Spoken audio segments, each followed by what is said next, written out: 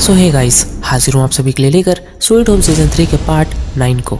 अब तक हमने देखा कि यूनसियो के अंदर का मॉन्स्टर वापस से जाग चुका था और वो फिर यूनो से डील करता है कि अगर इन 3 दिनों के अंदर उसने यूनसियो को वापस जगा लिया तो इसके बाद यूनसियो हमेशा के लिए आजाद हो जाएगा, जिसके लिए फिर यूनो भी मान जाती है। पर यूनसियो के मॉन्स्टर को पूरा यकीन था कि यूनो ऐसा कभी नहीं कर पाएगी। फिर वो उन दोनों से कहता है कि जहाँ जाने का प्रोग्राम था वहाँ मुझे ले चलो, मैं चुपचाप तुम्हारे साथ चलूंगा। और इतना कहकर वो वहाँ से चला जाता है। अब आगे उसके बाद यूनो उसके पास आती है और उसके पास एक बैग फेंकती है, जिस पर यूनसियो का मॉन्स्टर उससे कहता है कि मैं इसका क्या करूं। तो इस पर यूनो जवाब देती है कि इसे उठाओ। इस पर यूनसियो का मॉन्स्टर उससे कहता है कि मैं क्यों उठाऊं। इस पर यूनो उससे कहती है कि साथ में चलना है ना, तो हमारी मदद करनी होगी। इसके बाद हानी भी वहाँ आ जाती है और यूनसियो के मॉन्स्टर से कहती है कि अरे तुम भी हमारे साथ चल रहे हो, अच्छा है, हम बोर नहीं होंगे। बेचारे अपने मॉन्स्टर यूनसियो की कोई भी इज्जत नहीं कर रहा होता है। इसके बाद हानी, ऑफिसर पार्क और यूनो आगे जाने लगते हैं। यूनो यूनसियो को आवाज देते हुए कह रही होती है कि तुम आ रहे हो ना। और इसके बाद होना क्या था, बेचारा मॉन्स्टर यूनसियो बैग उठाता है और गुस्से से पंख झाड़ते हुए उनके साथ जाने लगता है। देखने से ऐसा लग रहा था कि वो रोड की सफाई कर रहा है। इसके बाद से इनका ये सफर स्टार्ट हो जाता है। वैसे आप लोगों को वीडियो पसंद आ रही है तो वीडियो को एक लाइक कर देना ताकि मुझे थोड़ी मोटिवेशन मिले। अब चलिए कहानी में आगे बढ़ते हैं। इसके बाद फिर हम देखते हैं कि सैंगवुक एक इंक्यूबेटी को बाहर लेकर आया होता है और उससे कह रहा होता है कि आखिर हम मिल ही गए। फिर वो उसे बताने लगता है कि मैं तुम्हारा पापा हूँ, जिसे सुनकर एक इंक्यूबेटी उससे कहती है ये पापा मतलब क्या होता है। जिसे सुनकर सैंगवुक उसे समझाने लगता है कि मैंने तुम्हें जन्म दिया है, कि तुम्हारी मम्मी ने तुम्हें ये बात नहीं बताई। जिस पर एक इंक्यूबेटी कोई जवाब नहीं देती। जिस पर सैंगवुक फिर कहता है कि लगता है इसे बहुत कुछ सिखाना पड़ेगा। और हम देखते हैं कि एक यूंग भी छुपकर इन दोनों को दूर से देख रही होती है। इधर सैंगवुक एक यूंग की बेटी को बता रहा होता है कि आज से ये स्टेडियम तुम्हारा खेल का मैदान है, तुम जो चाहो वो यहाँ कर सकती हो, तुम कुछ भी कर सकती हो। एक यूंग की बेटी इस पर कहती है कि क्या सच में मैं कुछ भी कर सकती हूँ। जिस पर सैंगवुक उसे कहता है हाँ बिल्कुल कुछ भी। इसके बाद सैंगवुक एक यूंग की बेटी से कहता है कि अच्छा चलो मुझे एक बात बताओ बेटा, तुम्हारी माँ कहाँ है। ये सुनकर एक यूंग की बेटी वहीं रुक जाती है। इसके बाद सैंगवुक पीछे मुड़कर उसे देखता है और उससे कहता है कि क्या वो मर गई। जिस पर एक यूंग की बेटी उससे कहती है कि वो मॉन्स्टर बन गई है। इसके बाद सैंगवुक उसके करीब आता है और उसे गले लगा लेता है और वो उसे दिलासा देने लगता है कि तुम घबराओ मत, अब से मैं तुम्हारा ख्याल रखूंगा। एक यूंग की बेटी भी ये सुनकर थोड़ी खुश हो जाती है, ये सोचकर कि मुझे भी कोई प्यार करने वाला मिल गया है। और इन दोनों को दूर से एक यूंग भी देख रही होती है। उसके बाद वहाँ MS-3 आने लगता है, जिसे देखकर एक यूंग छुप जाती है। जहाँ फिर MS-3 सैंगवुक को बता रहा होता है कि जिन ऑफिसर्स को हमने मॉन्स्टर के पास छोड़ा था वो ऑफिसर अब भी जिंदा है और ये सब उन्हें उन सिग्नल देने वाले डिवाइस से पता चला था। वहाँ पर MH-4 घबराते हुए सैंगवुक से कह रहा होता है कि उन ऑफिसर्स को मारने का काम तो मैंने MH-5 को दिया था, लेकिन इसने फिर से गड़बड़ कर दी। MH-4 बहुत ज्यादा डर गया होता है और वो सैंगवुक से कह रहा होता है कि मुझे माफ कर दीजिए सर, मुझसे गलती हो गई, ये काम मुझे करना चाहिए था। इसके बाद सैंगवुक खड़ा होता है और MH-4 की तरफ बढ़ने लगता है और फिर MH-5 की तरफ देखकर उससे कहता है कि अब से तुम मेन गेट पर पहरा दोगी। और उससे कहता है कि अगर वो ऑफिसर्स अंदर आते हैं तो उन ऑफिसर के साथ साथ तुम भी मरोगी। MH-5 भी ये सब सुनकर बहुत ज्यादा डर गई होती है। इसके बाद सैंगवुक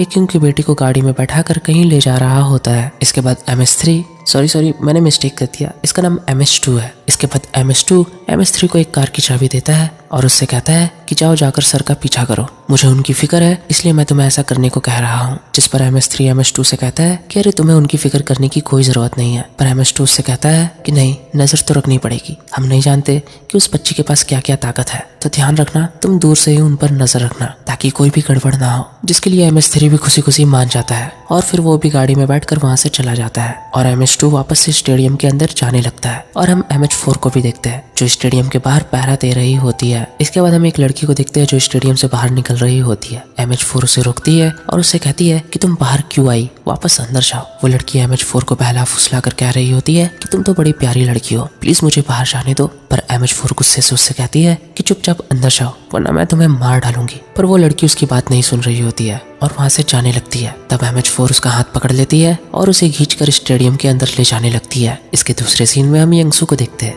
जो बेचारा देवदास बना बैठा था। जिसके बाद फिर वो ओल्ड लेडी जिनका नाम चाजिन था वो यंगसू से कहती है कि ऐसे मुंह लटका कर क्यों बैठे हो, कि क्या ये सब उस लड़की की वजह से है। जिसके बाद यंगसू उनसे पूछता है कि आखिर वो अंकल उसके क्या लगते हैं, क्या सच में वो उसके पापा है। वो बेचारा उदास होकर चाचिन से कह रहा होता है कि क्या वो यहाँ से चली जाएगी। जिस पर वो ओल्ड लेडी उसे कहती है कि शायद हाँ, लगता तो ऐसा ही है। बेचारा यंगसू मुंह लटका कर कहता है क्यों यार, और फिर वो चादर से अपने आप को कवर कर लेता है। हमें भी उसके लिए थोड़ा बुरा लगता है, बेचारे से एक लड़की तो पटी थी, अब वो भी उससे दूर जा रही है। हम देखते हैं कि येसुई भी उसके बगल में बैठी हुई थी और उसकी हरकतों को देखकर मुस्कुरा रही होती है। इसके बाद हम एक फादरी को देखते हैं जो उस लड़की को येसुई के पास लेकर आते हैं और येसुई से कहते हैं कि तुम्हें अपनी बहन का ख्याल रखना नहीं आता क्या? ये स्टेडियम से भाग रही थी। इसके बाद येसुई उसके पास आती है और उसे कहती है कि क्या तुम पागल हो गई थी? तुम ऐसा क्यों कर रही थी? जिस पर वो लड़की उससे जवाब देती है कि स्टेडियम का दरवाजा खुला हुआ था तो मुझे लगा कि मैं बाहर जा सकती हूँ और ऐसा करने के लिए मुझे इन आंटी ने भी कहा था। उसके बाद वहाँ पर चीफ जी भी आ जाती है और येसुई को अपने साथ ले जाने लगती है। फिर जब चीफ जी अपने केबिन के अंदर आती है तब येसुई बाहर रुक जाती है, जिस पर चीफ जी उससे पूछती है कि क्या हुआ, अब भी डर लग रहा है? मैं तुम्हारे साथ दोबारा ऐसा नहीं करूंगी, तो अंदर आ जाओ। इस पर येसुई उससे कहती है कि मैं अंदर आने से नहीं डर रही, मैं इसलिए डर रही हूँ कि अगर मैं अंदर आई तो मैं कहीं आपको ना जान से मार दूं। जिसके बाद चीफ जी उसके करीब जाती है और उसे कहती है तो फिर मार दो ना, रुकी क्यों हो? वो ये सब कह ही रही होती है कि तभी येसुई गुस्से से गन निकाल कर उन पर पॉइंट करती है। फिर चीफ जी उससे कहने लगती है कि क्या तुम मुझे इतनी आसान मौत देना चाहती हो? जिस पर येसुई गुस्से से चिल्लाते हुए चीफ जी से कह रही होती है कि अब ये कौन सी नई चाल है? जिस पर चीफ जी उससे कहती है कि तुम खुद सोचो और ये तय करो कि मुझ जैसे इंसान को कैसी मौत मिलनी चाहिए। फिर वो एक रूम को देखने लगती है जिसके अंदर उनका बेटा था, जिस पर येसुई चीफ जी को समझाने लगती है कि अपनी गलती सुधारने का और भी तरीका है। आप चाहो तो मुझसे माफी मांग सकते हो, मैं आपको माफ कर दूंगी क्योंकि आप हो तो मेरी मॉम ही ना। लेकिन चीफ जी मना कर देती है और उससे कहती है कि मुझे माफी चाहिए ही नहीं। जिसे सुनकर येसुई चिल्लाते हुए उनसे कहती है कि क्यों? जिस पर चीफ जी उससे बताने लगती है क्योंकि मैं खुद को माफ करना ही नहीं चाहती, मैंने जो ये सब किया है उसकी सजा सिर्फ मौत है। लेकिन चीफ जी मरने से पहले कुछ अच्छा काम करना चाहती थी, इसलिए उसने इस स्टेडियम का मैप येसुई को दे दिया था ताकि वो साजन थाक को ये मैप दे सके और सारे सिविलियंस को स्टेडियम से बाहर सेफली निकाल सके। फिर येसुई ऐसा ही करती है, वो स्टेडियम का मैप लेकर उन ऑफिसर्स के पास जाती है और उनसे पूछती है कि साजन थाक कहाँ है। उसके बाद साजन थाक वहाँ आते हैं। फिर येसुई साजन थाक को वो मैप दे देती है और हमें यहाँ ये पता चलता है कि चीफ जी अब मर चुकी है। इसके बाद हम ये सीन देखते भी है जहाँ चीफ जी अपने आप को उस कमरे के अंदर बंद कर रही होती है जिसके अंदर उनका मॉन्स्टर बेटा था। उनके जाते ही येसुई बाहर बैठकर बहुत रोने लगती है। उसके बाद साजन थाक उस मैप को देखने लगते हैं। एक ऑफिसर उनसे कह रहा होता है कि इसमें तो कई सारे खुफिया रास्ते हैं। इसके बाद साजन थाक येसुई से कहते हैं कि तुम्हारी मॉम एक अच्छी इंसान थी, वो पूरी नहीं थी, वो बस अपनी जिम्मेदारी निभा रही थी। ये सब सुनकर येसुई भी काफी रो रही होती है। इसके बाद सीन शिफ्ट होता है और हम यूनो और बाकी सबको देखते हैं जो कि आग जलाकर खाना बना रहे होते हैं। यूनो पार्क से कहती है कि युनसियो कहाँ है, जिस पर पार्क उससे कहता है कि मुझे लगा वो तुम्हारे साथ गया है। फिर युनसियो थोड़ी परेशान होने लगती है पर पार्क उसे समझा रहा होता है कि तुम टेंशन मत लो, वो आ जाएगा। और फिर वो उसे खाना देता है जिसे युनसियो ले लेती है। पार्क उससे कह रहा होता है कि अरे वो कहीं नहीं भागेगा, तुम बैठ जाओ और शांति से खाना खाओ, हमें भी बहुत दूर जाना है। यूनो भी उसकी बात मानकर बैठ जाती है और खाना खाने लगती है। तभी हम युनसियो को देखते हैं जिसने अपना पूरा हुलिया ही चेंज कर लिया था। उसने अपने बाल को काट लिए थे और एक मस्त सा सूट वूट पहनकर बाहर निकलता है और आईने में खुद को ही देखकर कह रहा होता है कि ये युनसियो का चेहरा भी उसी के जैसा फीका है। यूनो और बाकी लोग भी उसे देखकर काफी हैरान थे। युनसियो वहाँ आता है और उन्हें खाते हुए देखकर उनसे कहता है कि ये क्या बात हुई, मेरे बिना ही तुम लोगों ने खाना शुरू कर दिया। जिस पर यूनो उससे कहती है कि तुम भी खाना खाते हो। जिस पर युनसियो भी गुस्से से कहता है हाँ मैं भी खाता हूँ, मुझे भी भूख लगती है। और इतना कहकर वो एक डब्बा उठा लेता है और भाई लोग उसे खोलने के बजाय वो एकदम कस के उसे क्या बोलूं दाब देता है, जिससे कि सारा खाना डब्बे से बाहर निकल जाता है। और भाई हानि को ये देखकर अच्छा नहीं लगता और वो वहाँ से जल्दी से चली जाती है। फिर यूनो भी उसके पीछे पीछे जाने लगती है पर युनसियो को घंटा फर्क नहीं पड़ता, वो तो कच्चा ही उस खाने को खाने लगता है और कह रहा होता है यम्मी टेस्टी है। इधर हम बेचारी हानि को देखते हैं जो ये सब देखकर उल्टी कर रही होती है।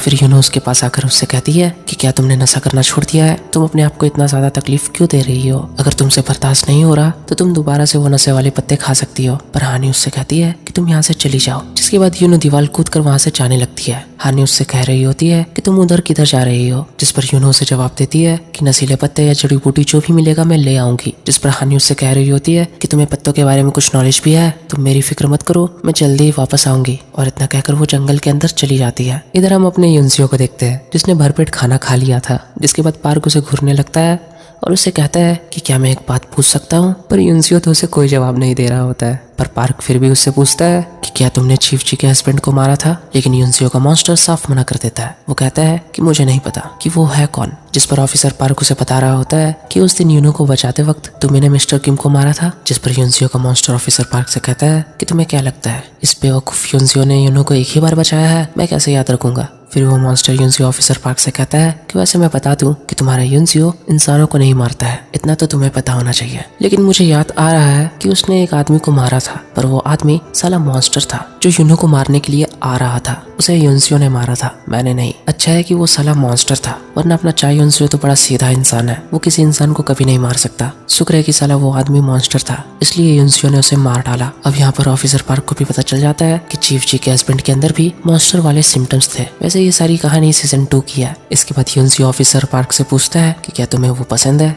ऑफिसर पार्क कहता है कि क्या। फिर युनजियो से कहने लगता है क्या तुम्हें वो पसंद है, क्योंकि युनजियो को तो बहुत पसंद है। तुमने देखा ही होगा कि तभी तो वो उसके आगे पीछे मंडराता रहता है, पर बेचारा थोड़ा फट्टू है, कभी हिम्मत कर उसने युनो को कुछ कहा ही नहीं। वैसे क्या कभी तुमने युनो को प्रपोज किया है? पर ऑफिसर पार्क उसे कुछ नहीं कह रहा होता है। तभी वहाँ जैसे तैसे करके हानि भी आ जाती है और चुपचाप वहाँ आकर बैठ जाती है। फिर ऑफिसर पार्क हानि से पूछता है कि युनो कहाँ है। फिर वो उसे सब कुछ बता देती है कि युनो उसके लिए जंगल में जड़ी बूटी ढूंढने गई है। ऑफिसर पार्क ये सब सुनकर थोड़ा परेशान हो जाता है। इसके बाद सीन शिफ्ट होता है और हम सैंगवुक को देखते हैं जो एक क्योंकि बेटी को कहीं ले जा रहा होता है और फिर उससे पूछता है कि तुम क्या सोच रही हो। जिस पर एक क्योंकि बेटी उसे कह रही होती है कि बस यही कि अगर मैंने कुछ किया तो आप डरोगे तो नहीं। इस पर सैंगवुक उससे कहता है नहीं तो। जिस पर एक क्योंकि बेटी कहती है कि फिर तो ठीक है, अगर मॉम रहती तो वो काफी डर जाती। वो हमेशा ही डरती थी क्योंकि मैं बहुत ज्यादा अलग थी। सैंगवुक उसकी बातें चुपचाप सुन रहा होता है। एक क्योंकि बेटी उससे कह रही होती है कि मैं जैसी भी हूँ क्या आप मुझे अपना लोगे। फिर सैंगवुक उसकी तरफ देखकर मुस्कुराने लगता है और उससे कहता है हाँ। वो उसे मोटिवेट करते हुए कह रहा होता है कि तुम अलग हो इसलिए बहुत खास हो, तुम बहुत परफेक्ट हो। ये सब सुनकर एक क्योंकि बेटी को भी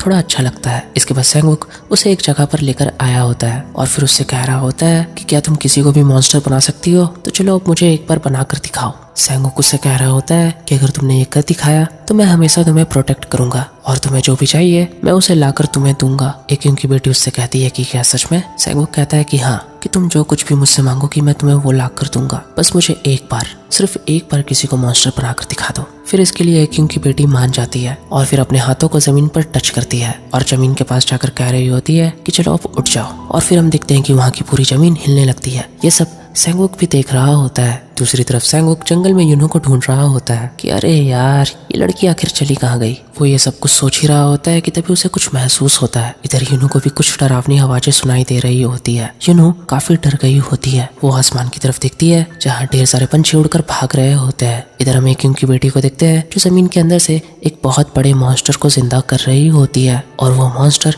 काफी ज्यादा बड़ा था। सैंगवुक तो ये देखकर बहुत ज्यादा खुश हो जाता है और इसी के साथ ये एपिसोड यहाँ एंड होता है।